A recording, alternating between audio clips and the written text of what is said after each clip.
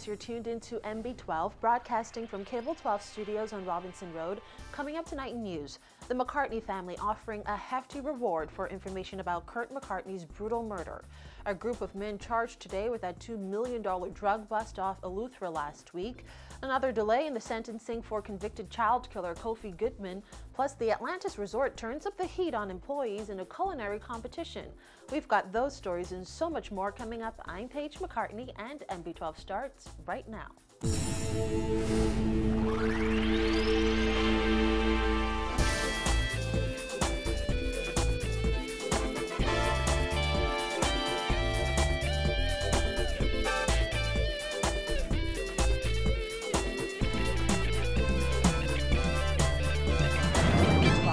The family of murdered businessman Kurt Mccartney is offering a $50,000 reward for credible information that will lead to the arrest and conviction of his killer or killers. Royston Jones was at Halsbury Chambers on Village Road this afternoon, where DNA leader Branville McCartney made the announcement.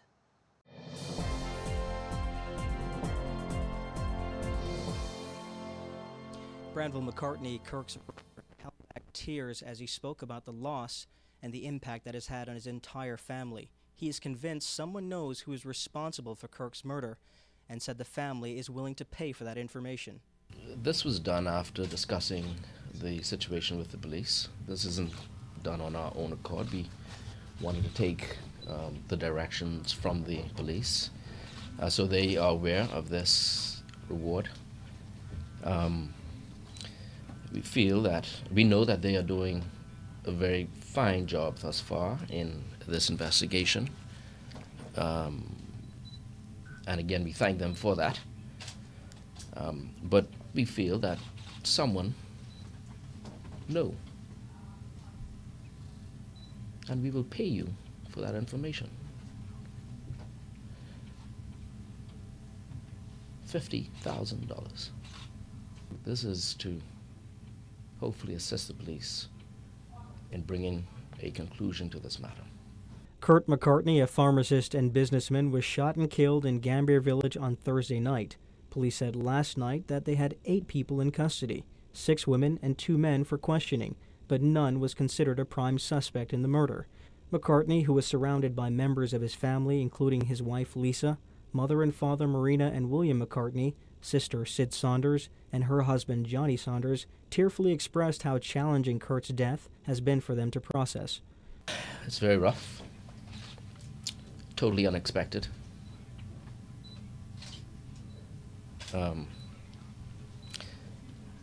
Thinking about the good times.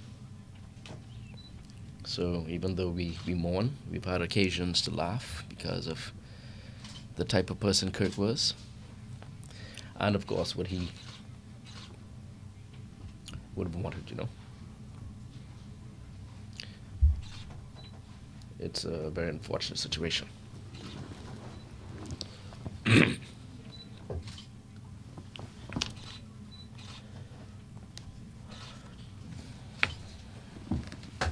Recalling how close he and his brother were, McCartney said he spoke with Kurt several times on the day of his murder. The family is making final preparations for a burial on Saturday.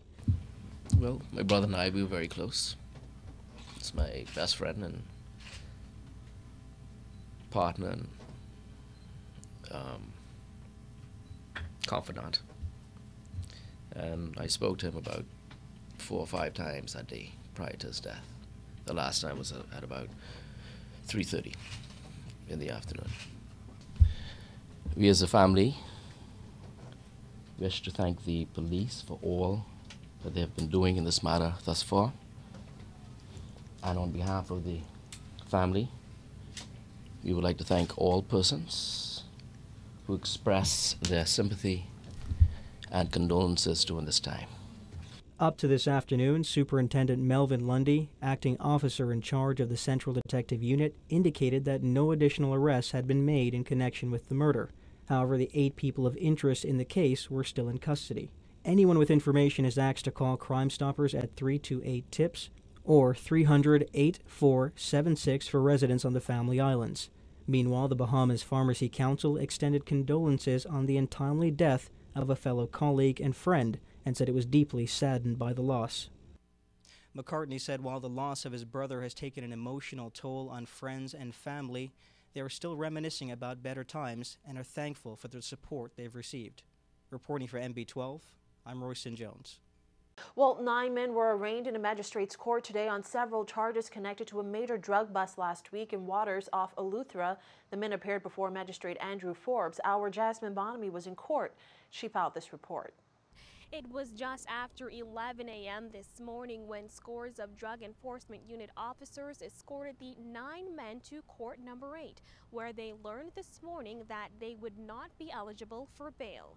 37-year-olds Devard Ricardo Dames of South Bimini and Ramon Colbrook of St. Vincent Road and 38-year-olds Alan Knowles of Deadman's Key, Long Island and Samiko Rigby of Boyd Road were all charged with possession of dangerous drugs with the intent to supply, as well as the importation of dangerous drugs, namely Indian hemp. The 4 men were also charged with conspiracy to possess dangerous drugs and conspiracy to import dangerous drugs into the Bahamas.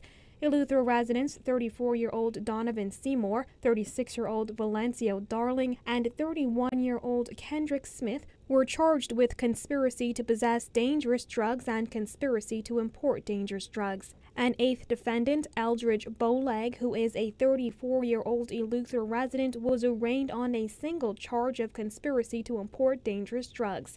A 9th defendant, 56-year-old John Cartwright, was arraigned separately from the group on 1 count of possession of dangerous drugs with intent to supply and another count of conspiracy to import dangerous drugs. It is alleged the men conspired to import Indian hemp between October 19th and October 24th at Finley Key, Eleuthera. The men were allegedly found with 1,317 pounds of drugs worth an estimated $1.2 million. All 9 men pleaded not guilty to the charges. The defendants were not eligible for bail and were remanded to prison until their cases are heard on February 17th and 26th. Reporting for NB12, I'm Jasmine Bonamy. A 25-year-old man was charged today with the murder of Randino Pratt, who was shot to death nearly a year ago. It's alleged that Brenton Thompson killed Pratt on November 12, 2012. Thompson was not required to enter a plea today, and prosecutor Clifford Daxon said the matter would be forwarded to the Office of the Attorney General.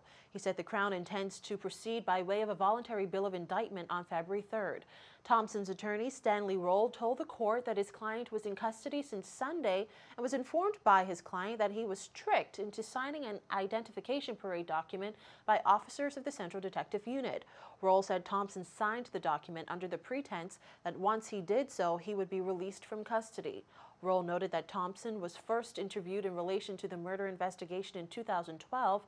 Chief Magistrate Joyanne Ferguson Pratt noted Roll's submissions and remanded Thompson to Her Majesty's prison. According to police, Pratt was shot multiple times during an altercation with another man at the Corner Pocket Bar on St. James Road off Kemp Road. At the time of his death, Pratt was charged with the 2001 murder of Kirk Tank Dog Ferguson. He was charged along with Deslin Nichols, who's 28 years old, and he was killed back in 2011. Well, the sentencing of convicted murderer Kofi Goodman was today delayed for the 3rd time since he was convicted more than 2 years ago of killing Marco Archer. In court today, Justice Bernard Turner revealed that he needed 24 more hours to prepare his ruling, as he couldn't come into the office last Saturday due to illness. As he was being escorted out of the courtroom, Goodman could be heard saying he was ready to go to jail. In late September, sentencing was delayed because psychiatric and probation reports were not completed. Late psychiatric reports also caused the second attempt at sentencing to be pushed back from October 18th to this afternoon.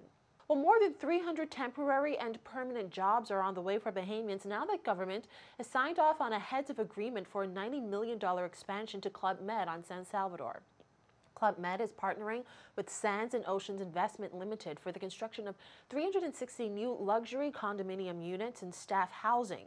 Sands and Oceans will develop and finance the project, and Club Med will operate. Prime Minister Perry Christie, who flew down to San Salvador along with a delegation, said the works are to be completed within 4 years, and during the construction, he's projecting 335 jobs.